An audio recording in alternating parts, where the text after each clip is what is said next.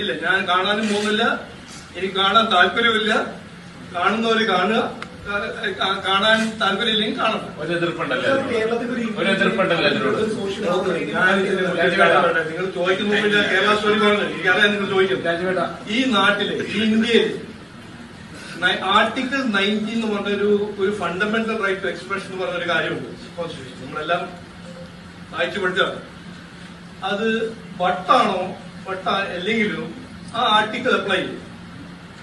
Movie ഉണ്ടാക്കാൻ എല്ലാവർക്കും അവകാശമുണ്ട്. അത് ഇല്ലീഗൽ ആണെങ്കിൽ കോർട്ട് അത് സ്ട്രൈക്ക് ഡൗൺ ചെയ്യും.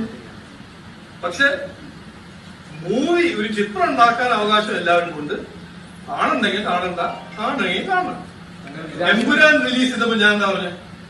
എനിക്ക് കാണാൻ താല്പര്യമില്ല, ഞാൻ കാണുന്നില്ല. പക്ഷെ മൂവി റിലീസ് ചെയ്യണമെന്ന് ഞാൻ പറഞ്ഞല്ലോ, ഞങ്ങളത് പറഞ്ഞല്ലോ.